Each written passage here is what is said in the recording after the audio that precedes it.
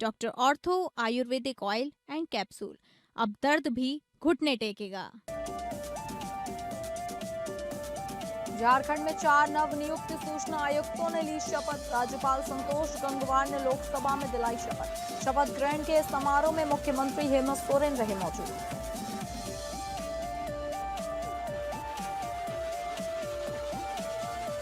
अंबिकापुर में रामगढ़ महोत्सव का संपन्न। महोत्सव के समापन में शामिल हुए सीएम विष्णुदेव साय, सीता बेंगरा और जोगी मारा गुफाओं के किए दर्शन। सीएम साय ने ऐतिहासिक और धार्मिक महत्व के विकास के प्रति प्रतिबद्धता दोहराई।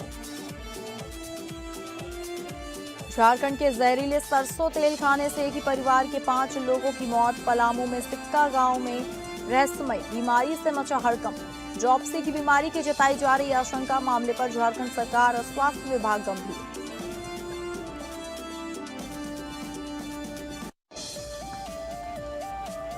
नमस्कार, आप सभी का बहुत स्वागत है स्टेट लाइव में। मैं हूं आपके साथ अंकिता सिंह। स्टेट लाइव की शुरुआत करेंगे झारखंड की खबरों से। झारखंड राज्य सूचना आयोग के 4 नवनियुक्त सूचना आयुक्तों ने लोक भवन में आयोजित समारोह में बुधवार सुबह 11 बजे अपने पद एवं गोपनीयता की शपथ ली। राज्यपाल संतोष कुमार गंगवार ने 4 नवनियुक्त सूचना आयुक्तों को पद की शपथ दिलाई, जिसके बाद राज्यपाल की अनुमति से ही झारखंड के मुख्य सचिव अविनाश कुमार ने इस नियुक्ति से जुड़ी अधिसूचना पढ़ी। आपको बता दें कि इस शपथ ग्रहण के समारोह में मुख्यमंत्री हेमंत सोरेन सहित राजनीतिक दलों के कई गणमान्य लोग मौजूद रहे। वहीं नवनियुक्ति सूचना आयुक्त अनुज सिन्हा और शिवपूजन पाठक ने ईश्वर के नाम पर शपथ ली, जबकि तरुण खन्नी और अमूल्य नीरज खलको ने संविधान के प्रति निष्ठा व्यक्त करते हुए संविधान के नाम पर शपथ ग्रहण की। जानकारी के अनुसार राज्यपाल के प्रधान सचिव नितिन मदन कुलकर्णी ने 4 सूचना आयुक्तों को शपथ के लिए आमंत्रित किया। वहीं राज्यपाल संतोष कुमार गंगवार ने सबसे पहले अनुज सिन्हा को सूचना आयुक्त पद की शपथ दिलाई, जिसके बाद तनुज खत्री, अमूल्य नीरज खलको और अंत में शिवपूजन पाठक ने सूचना आयुक्त के रूप में शपथ ग्रहण की। बताते चले कि इस कार्यक्रम के बाद पत्रकारों से बातचीत करते हुए कांग्रेस के प्रदेश अध्यक्ष केशव महतो कमलेश और राज्यसभा सदस्य महुआ मांझी ने अपनी बात रखी। जल्द से जल्द तैयारी कर रही है और जो भी अड़चने हैं बीच में उसे दूर करने का भी प्रयास चल रहा है। हाँ, इसी कड़ी में आज भी कारण होगा जिसकी वजह से डिले हुआ है, लेकिन बहुत जल्द इसे सुधार लिया जाएगा, ऐसा मुझे लगता है। जानते हैं कि यूपीए की गवर्नमेंट में ये आरटीआई लाया गया था और हमारे यहाँ आरटीआई मतलब जो सूचना आयुक्त की नियुक्ति नहीं हो पाई थी। माननीय मुख्यमंत्री ने अनुशंसा करके जो पहल हुआ, यह हम लोगों के लिए बहुत ही खुशी का बात है। और कई हमारे सूचना के प्रश्न लंबित हैं, वे धीरे धीरे ये चारों मिल करके निश्चित रूप से जो कमी थी उसको पूरा करने का काम करेंगे और ये बहुत ही अच्छा काम हुआ। गढ़वा के स्थानीय टाउन हॉल में झारखंड मुक्ति मोर्चा द्वारा BLA 2 प्रशिक्षण कार्यक्रम का आयोजन किया गया। कार्यक्रम में जिले भर से पहुंचे पार्टी कार्यकर्ताओं और पदाधिकारियों ने भाग लिया। इस दौरान बूथ स्तर पर संगठन को मजबूत करने और मतदाता सूची से जुड़े कार्यों को लेकर विस्तार से जानकारी दी गई। गढ़वा के स्थानीय टाउन हॉल में आयोजित इस कार्यक्रम में झामुमो नेताओं ने कार्यकर्ताओं को BLA 2 की जिम्मेदारियों से अवगत कराया। वक्ताओं ने कहा कि प्रत्येक बूथ पर संगठन की सक्रियता बढ़ाना और मतदाता सूची का नियमित सत्यापन करना पार्टी की प्राथमिकता है। कार्यक्रम में उपस्थित नेताओं ने कार्यकर्ताओं से घर घर संपर्क अभियान चलाने, नए मतदाताओं का नाम जुड़वाने तथा पात्र मतदाताओं को लोकतांत्रिक प्रक्रिया से जोड़ने का आह्वान किया। साथ ही बूथ स्तर पर संगठन को और अधिक मजबूत बनाने पर जोर दिया गया। पार्टी ने यह तय किया कि पूरे राज्य में हम लोग जाएंगे, लोगों को जागरूक करेंगे, पार्टी के कार्यकर्ताओं को जागरूक करेंगे, सचेत करेंगे, प्रशिक्षित करेंगे, ताकि SIR के प्रति जो लोगों में एक भावना बैठी हुई है, डर की भावना, वो दूर हो सके और लोग अपनी जिम्मेवारी को बेहतर ढंग से निभा पाए और ये सुनिश्चित कर पाए, पार्टी के कार्यकर्ता BLA जो हैं ये सुनिश्चित कर पाए कि किसी भी व्यक्ति का नाम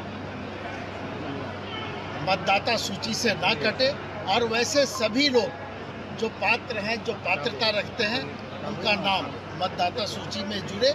और इसीलिए बूथ स्तर के कार्यकर्ताओं और BLA साथियों के साथ हम लोगों ने आज का ये सम्मेलन किया। पलामू जिले के पड़वा प्रखंड के सिक्का गांव में रहस्यमय बीमारी से पिछले 10 दिनों में एक ही परिवार के 5 लोगों की मौत से हड़कंप मचा हुआ है। तो वहीं रांची स्थित राज्य के सबसे बड़े अस्पताल रिम्स में एक मरीज इस बीमारी से अभी भी जूझ रहा है, जिसे बेहद गंभीर हालत में अस्पताल पहुंचाया गया था। जानकारी के मुताबिक पलामू के सिक्का के रहने वाले कुलदीप महतो की सबसे पहले 19 जून को मौत हुई। उनकी बेटी बबीता कुमारी की मौत 20 जून को हुई। इसके बाद उनकी दूसरी बेटी इंदु कुमारी की 26 जून को, बहू श्वेता कुमारी की 28 जून को और बेटे नकुल महतो की 29 जून को मौत हो गई। जानकारी के अनुसार बहू श्वेता कुमारी और बेटा नकुल महतो की मौत की पुष्टि रिम्स में की गई है। दरअसल पूरा परिवार रहस्यमय बीमारी के चपेट में है। परिवार के लोगों का शरीर सूज रहा है और बाद में उनकी मौत हो रही है। शुरुआत के 3 मृतकों के शव का पोस्टमार्टम मेदिनी राय मेडिकल कॉलेज एवं हॉस्पिटल में कराया गया। सभी मृतकों के बिस्तरा के नमूने सुरक्षित रख लिए गए हैं। उन्हें अभी तक FSL जांच के लिए नहीं भेजा गया है। वहीं स्वास्थ्य विभाग की टीम ने इस मामले की जांच की, जिसमें अब तक कई चौंकाने वाली बातें सामने आई। कुलदीप महतो और उनका पूरा परिवार बीमार होने के बावजूद झाड़ फूंक का सहारा ले रहा था। कुलदीप महतो और उनकी बेटी बबीता कुमारी की मौत के बाद पूरा परिवार इलाज के बहाने झाड़ फूंक करवाने चला गया था। पूरा परिवार लेसलीगंज के पूर्णाडी इलाके में झाड़ फूंक करवा रहा था। इस दौरान लोग लंबे समय से राख खा रहे थे। स्वास्थ्य विभाग की टीम फिर से सिक्का गांव और पूर्णाडी पहुंची और उस राख को कलेक्ट कर रही है, जिसे परिवार खा रहा था। वहीं मेदिनी राय मेडिकल कॉलेज एंड हॉस्पिटल के डॉक्टर RK रंजन ने बताया कि सभी मृतकों के बिस्तरा को सुरक्षित रख लिया गया है। पुलिस इसे जांच के लिए भेजेगी। उधर रिम्स के PRO एवं फिजियोलॉजी डॉक्टर के विभाग के डॉक्टर श्री सिर कुमार महतो ने इस कड़ी में APN न्यूज की बातचीत में इसे ड्रॉपसी की बीमारी बताया जा रहा है, जिसे लेकर उनका कहना है कि परिवार वाले जिस सरसों तेल का सेवन कर रहे थे, उसी में जहरीले पौधे के बीज का मिलावट का यह परिणाम हो सकता है। झारखंड के पलामू जिले में पड़वा प्रखंड के सिक्का गांव में एक ही परिवार के 5 सदस्यों की रहस्यमय तरीके से मृत्यु के बाद पूरे झारखंड में इस वक्त स्वास्थ्य विभाग पूरी तरह से सतर्क है। झारखंड सरकार और स्वास्थ्य विभाग की तरफ से एहतियात बरतते हुए इस पूरे मामले को देखा जाए तो इस गंभीर बीमारी को लेकर कई कदम उठाए जा रहे हैं। इस वक्त राजधानी रांची स्थित रिम्स, जो कि झारखंड का सबसे बड़ा अस्पताल है, वहां पर देखा जाए तो हम पहुंचे हैं और यहाँ क्योंकि एडमिट थे और 3 उसी बीमारी से पीड़ित और तीनों की मृत्यु हो चुकी है। सोमवार को एक और मृत्यु हुई है। इसी कड़ी में जानने के लिए हमारे बीच यहाँ रिम्स के PRO और फिजियोलॉजी विभाग के जो डिपार्टमेंट के जो डॉक्टर हैं, असिस्टेंट हैं और यहाँ जो डॉक्टर शिशिर कुमार महतो हैं, उनसे हम जानेंगे आखिर इस बीमारी को लेकर उनका क्या कहना है। आखिर ये रहस्य बीमारी है क्या? सर, APN में आपका स्वागत करते हैं। सबसे पहले जी धन्यवाद। क्या कहिएगा ये आखिर रहस्यमय बीमारी के बारे में, क्या है ये बीमारी? जी ऐसा है कि इस बीमारी से ग्रसित 3 मरीज हमारे यहाँ रिम्स में आए थे, जिसमें से एक की मौत पहले ही हो चुकी थी, एक की मौत अस्पताल आने के बाद हुई और एक मरीज अभी इलाजरत है। और इस बीमारी के जो लक्षण सामने आ रहे थे उसमें हाथ पैरों में सूजन की समस्या थी, सांस लेने में तकलीफ थी उनको, और यूं कहें पूरे शरीर में सूजन की समस्या थी। और ये जब फर्दर इन्वेस्टिगेशन हुआ तो ये बात सामने निकल कर आई कि उन्होंने कोई सरसों तेल में कुछ मिलावट और इस तरह की कुछ चीज़ों का सेवन किया था। तो सुना आपने, इस वक्त हमारे बीच जो रिम्स के PRO हैं, जो यहाँ पर डॉक्टर शिशिर हैं, उन्होंने तमाम महत्वपूर्ण जानकारियाँ दी हैं। हम बात करें पलामू जिले के पड़वा प्रखंड के सिक्का गांव में जो एक ही परिवार के 5 सदस्यों की मृत्यु की घटना सामने आई हुई रहस्यमय बीमारी से, उस बीमारी के बारे में उन्होंने बताया, लक्षण के बारे में बताया, बचाव को लेकर भी किस तरीके से पहल की जा सकती है, इस पर भी उन्होंने अपनी राय रखी। हालांकि रिम्स में अभी भी एक पेशेंट जो है इलाजरत है और लगातार रिम्स इसे लेकर प्रयासरत है कि उनकी जान बचाई जा सके। देखते हैं इस पहल से कैसे रिम्स जो है बाकी भी लोगों को ऐसी स्थितियों से बचाने में प्रयासरत रहती है। फिलहाल हमारे सहयोगी दीपक के साथ APN न्यूज से मैं तृप्त राजेश नमस्कार। देवघर जिले के पालो जोरी प्रखंड से एक बेहद गंभीर मामला सामने आया है, जहां रघुनाथपुर स्थित एक निजी अस्पताल पर कथित रूप से गलत तरीके से गर्भपात करने का आरोप लगा है। आरोप है कि खागा थाना क्षेत्र की एक विवाहिता की स्थिति अस्पताल में उपचार के दौरान बिगड़ गई, जिसके बाद उसे गंभीर हालत में दूसरे अस्पताल में भर्ती कराना पड़ा। अब पीड़ित परिवार न्याय की गुहार लगा रहा है। जानकारी के अनुसार पीड़िता का परिवार आर्थिक रूप से कमजोर है। परिजनों का आरोप है कि कम खर्च के इलाज कराने का लालच देकर महिला को उक्त अस्पताल ले जाया गया, जहां कथित रूप से गर्भपात की प्रक्रिया अपनाई गई। इसके बाद महिला की तबीयत लगातार बिगड़ती चली गई और वर्तमान में वह देवघर के एक निजी अस्पताल में इलाजरत बताई जा रही है। परिजनों का कहना है कि इलाज के लिए उन्हें अपने पालतू पशु तक बेचने पड़े और कर्ज का सहारा लेना पड़ा। वहीं यह भी आरोप लगाया जा रहा है कि मामले को दबाने के लिए परिवार पर दबाव बनाया जा रहा है। मामले की गंभीरता को देखते हुए सिविल सर्जन के निर्देश पर पालोजोरी सामुदायिक स्वास्थ्य केंद्र की टीम ने अस्पताल की जांच की। जांच के दौरान अस्पताल के संचालन से जुड़े दस्तावेजों की भी पड़ताल की गई। सूत्रों के अनुसार संबंधित कागजात जांच टीम द्वारा अपने कब्जे में लेकर उनकी वैधता की जांच जारी है। फिलहाल जांच जारी है और सभी पक्षों का आधिकारिक बयान आना बाकी है। जांच रिपोर्ट आने के बाद पूरे मामले की सच्चाई स्पष्ट हो सकेगी। हमारे बेटे के साथ यही बात कि मतलब 3 महीना से मेरा डिलीवरी था, मतलब वास कराएंगे तो गाँव में कोई झाड़ू पोछा करने वाला काम डायमंड हॉस्पिटल का, वही मेरे बीबी को फुसला के बोला कि चलो वहीं करा देंगे वास, तुम्हारा 3000 में हो जाएगा। तो बोला कि मेरा बीबी पैसा नहीं है अभी हमारा पास। तो बोला नहीं, तुम 2000 है और 1000 बाद में देना। तो हम बोले चलो। तब शाम को हम लोग दोनों भाई गए, जाके पहुँचा के चले आए। तो डॉक्टर बोला कि इतना रात को कहे रहेगा, अभी तुम लोग चले जाओ, 12 बजे 1 बजे आज रात को आके ले जाना।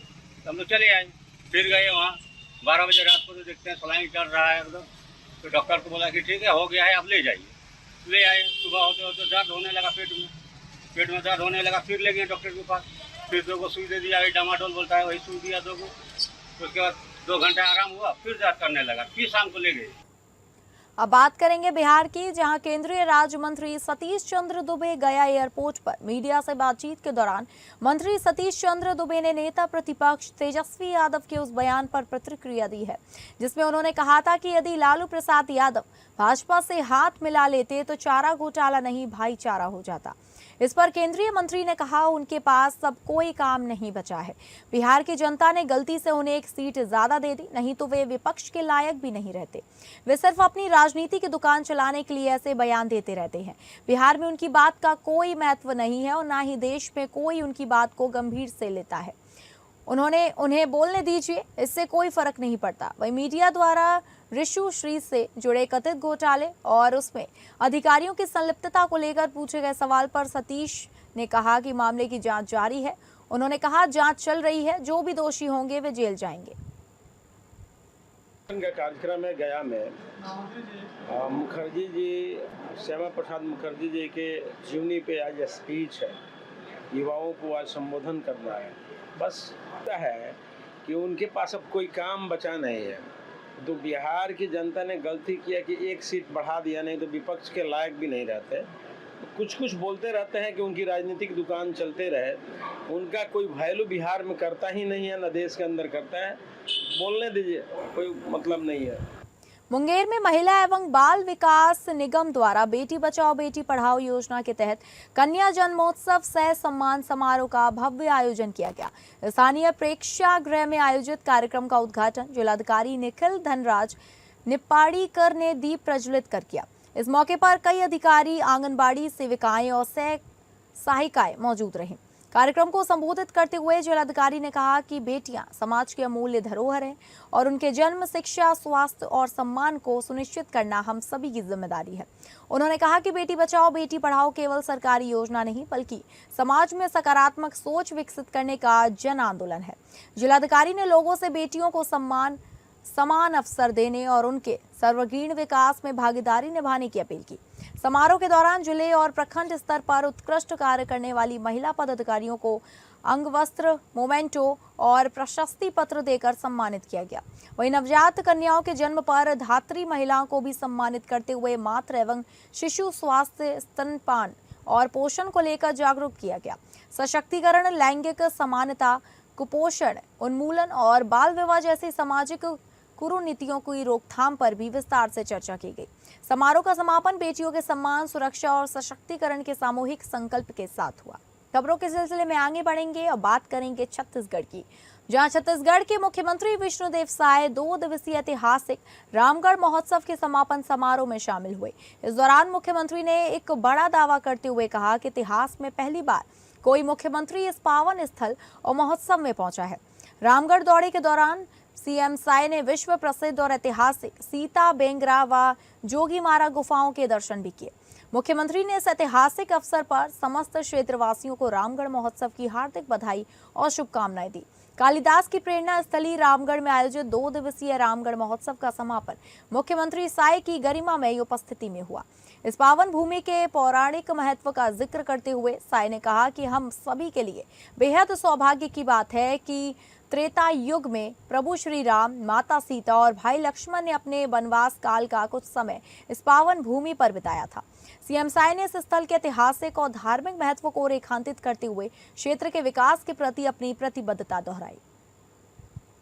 रामगढ़ इस पावन भूमि में रामगढ़ महोत्सव 2026 का आयोजन हुआ है, 2 दिवसीय है और आज हम लोग का सौभाग्य है कि इस समापन समारोह में यहाँ पर आए हैं और यहाँ पर सीता बेंगरा, जोगीमारा गुफा ये सब का दर्शन किए हैं। और पहली बार हमारा तो आना हुआ और ये पता चला कि मुख्यमंत्री के रूप में भी मतलब कोई मुख्यमंत्री पहली बार ही आया है, तो बड़ा हमारे लिए सौभाग्य का विषय है। तो मैं समस्त क्षेत्रवासियों को रामगढ़ महोत्सव की बहुत बहुत बधाई और शुभकामना देता हूँ। रायपुर प्रदेश कांग्रेस अध्यक्ष दीपक बैज ने पत्रकारों से चर्चा करते हुए कहा कि जब रमन सरकार थी तब उस समय चरण पादुका घोटाला करते थे, इसलिए हमारी सरकार ने जूता की जगह सीधे राशि संग्राहकों के खाते में डालना शुरू कर दिया। साय सरकार ने फिर से संग्राहकों के जूता खरीदे में भ्रष्टाचार करने के लिए नकदी की जगह जूता देना शुरू कर दिया। इस बार संग्राहकों को जो जूता दे रहे हैं उसमें सेफ्टी शू देने का टेंडर निकाले हैं। यह मध्य प्रदेश के एक वरिष्ठ नेता के रिश्तेदार को फायदा पहुंचाने सेफ्टी शू का क्लास डाला। प्रदेश कांग्रेस अध्यक्ष दीपक बैज ने कहा कि नकटी में गरीबों के घर उजाड़े जाने का कांग्रेस विरोध करती है। 40 सालों से लोग घर बनाकर रह रहे हैं, सरकार दूसरे जगह विधायकों की कॉलोनी बना सकती है। नया रायपुर के आप 1 रुपए फीट में सैकड़ों एकड़ जमीन अलॉट कर सकते हैं, वहां पर विधायक कॉलोनी बना लेते। सरकार गरीब विरोधी है, यह अत्याचार है। हम गरीबों को तत्काल व्यवस्थापित करने की मांग करते हैं, जिनका मकान तोड़े हैं उनको मकान बना कर दें।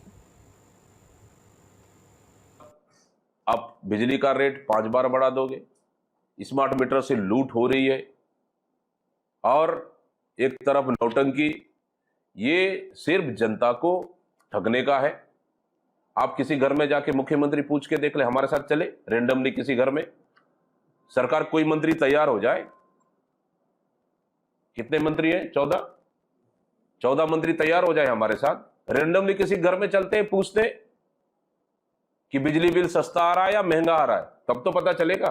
कागजों में बढ़ाकर दिखाकर आप आम जनता को मूर्ख नहीं बना सकते। सत्ता हासिल करने के लिए आपने मूर्ख बनाए, लेकिन अब मूर्ख नहीं बना सकते आम जनता को। आम जनता समझ चुकी है ये सरकार फेलियर है। रायपुर में दिव्यांग बच्चों के समग्र विकास, शिक्षा और पुनर्वास को लेकर एक महत्वपूर्ण 1 दिवसीय सेमिनार का आयोजन किया जा रहा है। यह कार्यक्रम छत्तीसगढ़ राज्य बाल कल्याण परिषद रायपुर द्वारा 4 जुलाई 2026 को भीमतारा भवन, न्यू शांति नगर में आयोजित होगा। परिषद के महासचिव चंद्रेश शाह ने जानकारी दी कि सेमिनार में दिव्यांग बच्चों के अधिकारों, उनकी शिक्षा, विकास और पुनर्वास से जुड़े विभिन्न पहलुओं पर विशेषज्ञों द्वारा व्याख्यान दिए जाएंगे। साथ ही राष्ट्रीय शिक्षा नीति 2020 के तहत दिव्यांग बच्चों के लिए उपलब्ध अवसरों और समावेशी शिक्षा पर भी विस्तार से चर्चा की जाएगी।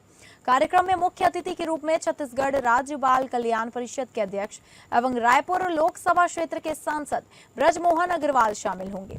इसके अलावा कार्यक्रम में विभिन्न विभागों के अधिकारी, शिक्षाविद, सामाजिक कार्यकर्ता, अभिभावक और दिव्यांग बच्चों के हित में कार्य करने वाले संगठन भी उपस्थित रहेंगे।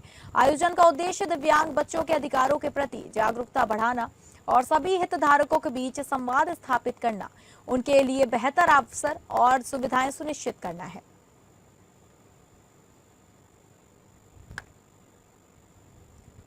महासमुंद जिले की तेंदुकोना पुलिस ने नशे के खिलाफ अभियान के तहत बड़ी सफलता हासिल की है। पुलिस ने रायपुर निवासी को 3 किलो 800 ग्राम गांजा के साथ गिरफ्तार किया। जानकारी के अनुसार आरोपी उड़ीसा से गांजा लाकर रायपुर में बेचने की फिराक में था। इसी दौरान पुलिस ने उसे दबोच लिया। कार्रवाई में गांजे के साथ उसकी बाइक और मोबाइल भी जब्त कर लिए गए, जिनकी कुल कीमत लगभग 2,05,000 रुपए बताई जा रही है। पुलिस ने आरोपी के खिलाफ NDPS एक्ट की धारा तहत मामला दर्ज कर आगे की जांच शुरू कर दी है।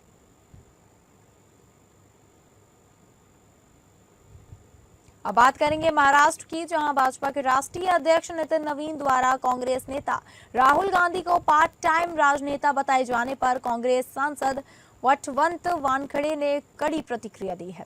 उन्होंने कहा कि राहुल गांधी के जमीन से जुड़े हुए नेता हैं और उन्हें राजनीति सीखने की आवश्यकता नहीं है, क्योंकि वे एक ऐसे राजनीतिक परिवार से आते हैं जिसने देश की सेवा की लंबी परंपरा निभाई है। सांसद वानखेड़े ने कहा कि जब राहुल गांधी लगातार आम जनता, आदिवासी, दलित, अल्पसंख्यक और समाज के वंचित वर्गों के अधिकारों के लिए संघर्ष कर रहे हैं। वे 24 घंटे जनता की समस्याओं और उनके हक की लड़ाई में सक्रिय रहते हैं, इसलिए उन्हें पार्ट टाइम नेता कहना पूरी तरह गलत है। उन्होंने भाजपा नेताओं पर आरोप लगाते हुए कहा कि वे अक्सर विपक्षी नेताओं का मजाक उड़ाने और अनावश्यक टिप्पणियां करने में लगे रहते हैं, जबकि राहुल गांधी देश के सच्चे जन नेता के रूप में उभर रहे हैं। वानखेड़े ने कहा कि जनता सब देख रही है और समय आने पर इसका जवाब भी देगी। जो राजनीति है वो उन्हें कुछ नए सीखने की बात नहीं, वो राजनीतिक घराने में पैदा हुआ है और जो आज लोगों के हक की लड़ाई लड़ रहा है, जो जमीन पर है, जिन्होंने दलित, आदिवासी, अल्पसंख्यक जो भी घटक है देश में के, उनके लिए काम करने वाला 24 घंटे वाला आदमी है।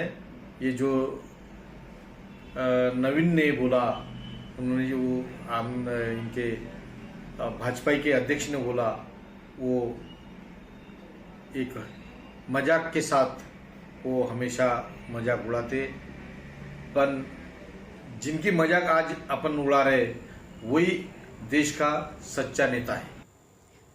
अब अमरावती परतवाड़ा राजमार्ग पर स्थित आसे गांव पूर्ण टी पॉइंट पर लोक विकास संगठन की ओर से किसानों की विभिन्न मांगों को लेकर रास्ता रोको आंदोलन किया गया। इस आंदोलन का नेतृत्व संगठन के अध्यक्ष गोपाल भालेराव ने किया, जिसमें सैकड़ों किसान शामिल हुए। आंदोलनकारी किसानों ने सरकार से सभी किसानों की बिना शर्त कर्ज माफी, फसल बीमा योजना का लाभ, कृषि उपज का MSP, किसानों से संबंधित अन्य लंबित मांगों को तत्काल मंजूरी देने की मांग की। आंदोलन के दौरान किसानों ने कुछ समय के लिए सड़क पर बैठकर जोरदार नारेबाजी की, जिससे यातायात पर अल्पकालीन प्रभाव पड़ा। स्थिति को देखते हुए आंदोलन स्थल पर पुलिस का बंदोबस्त तैनात किया गया। किसानों ने चेतावनी दी कि यदि उनकी मांगों पर शीघ्र निर्णय नहीं लिया गया तो आंदोलन को और अधिक तीव्र किया जाएगा।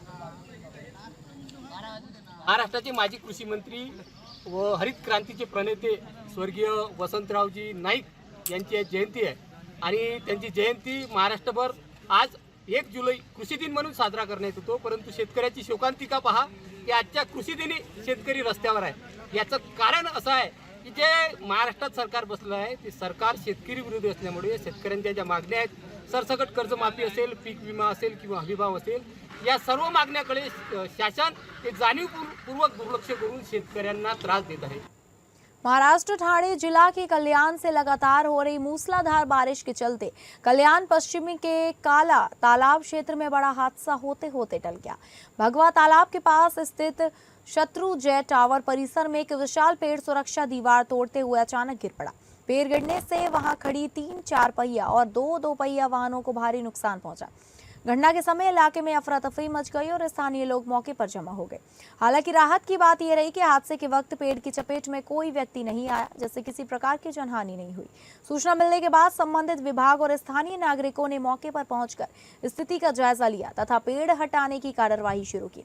लगातार हो रही बारिश के बीच इस घटना ने एक बार फिर शहर में पुराने और जर्जर पेड़ों की समय पर छटाई और रखरखाव की आवश्यकता को उजागर कर दिया है। तो फिलहाल स्टेट लाइव में बस इतना ही। नमस्कार।